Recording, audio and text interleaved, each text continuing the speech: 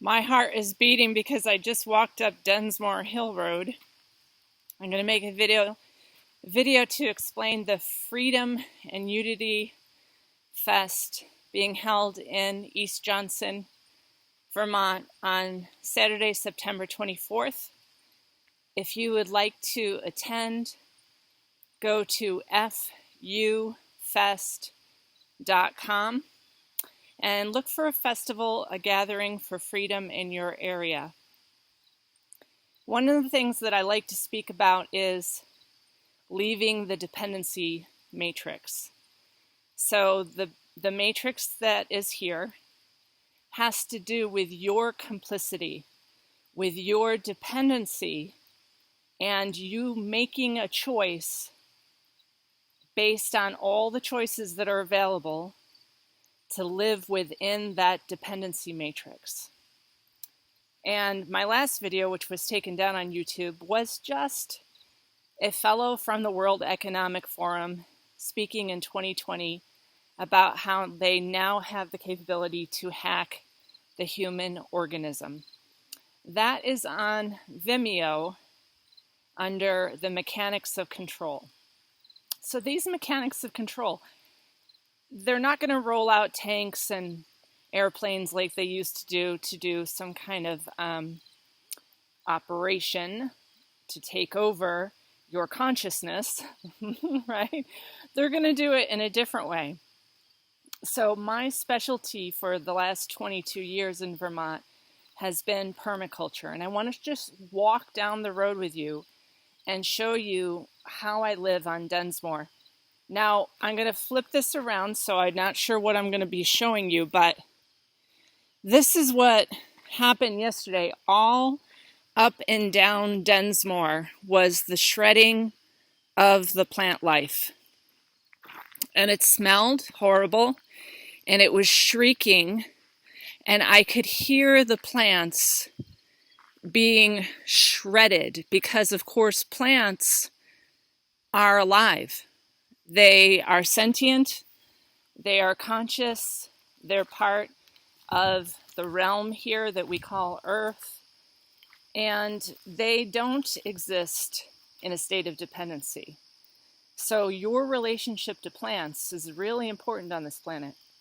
Now I'm going to show you my side of the road, which we have a no-mow ordinance with the town and also with the power line company, so we had to put that in special. But my side of the road is all big, fat, juicy squash all the way down the hill, and inside of this hedgerow that you're going to see here is a star garden. But walking down with you, we have raspberries, blackberries, marshmallow. Those are cherry trees. And I made some wonderful blackberry jelly this year. It was an excellent blackberry year. And this is all perennial. So these grow. I actually cut them back and they grow again. There's high bush cranberry in there, that taller plant. And then we have the grape house, which you can actually go inside of, really covering up the horrible power line. Now what they did to the rest of the power lines is they ripped and shredded to the ground. Here's underneath my power line. This is all Jerusalem artichokes.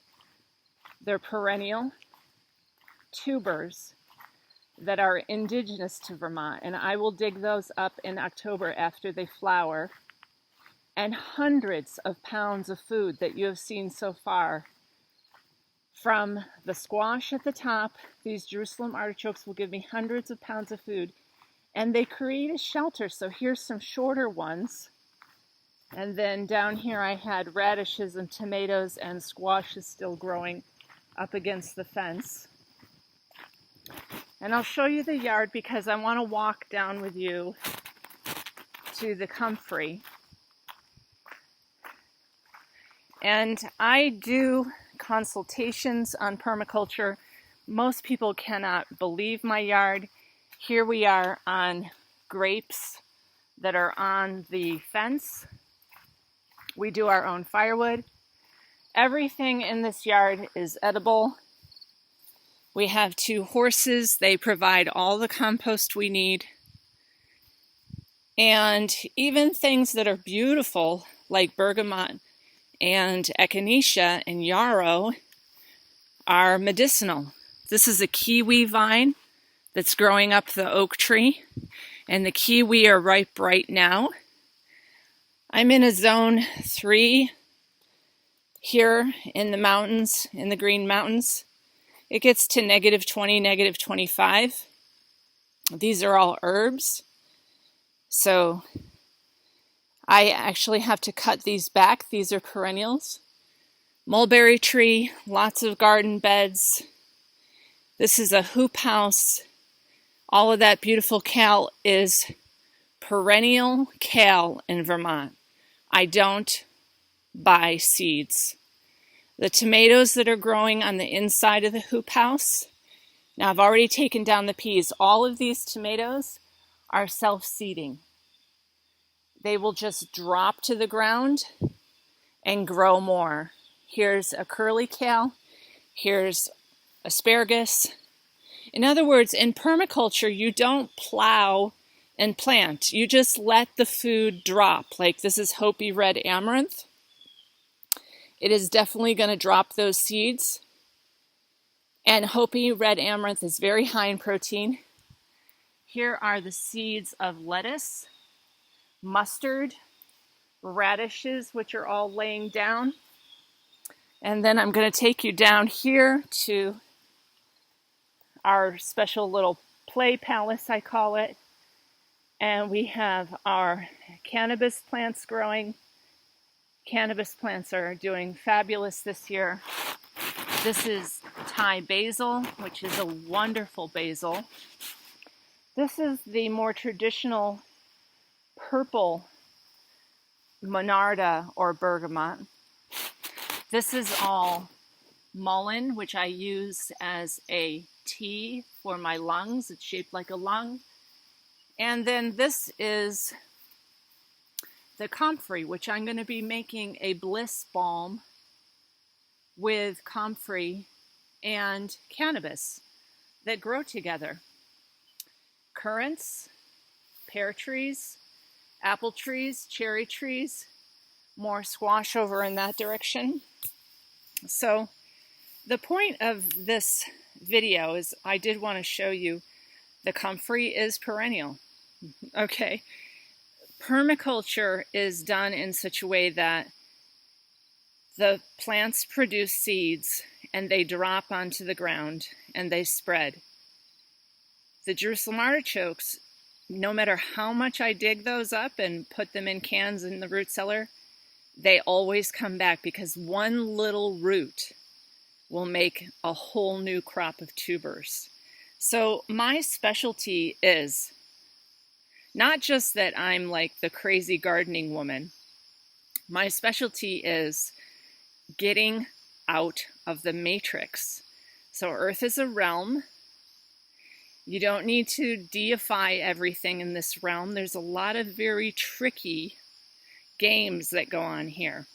And so I would just say to you, most of those tricks are offered as something fabulous for the human race, something that's going to protect you, something that's going to be seedless so you can eat your watermelon without seeds.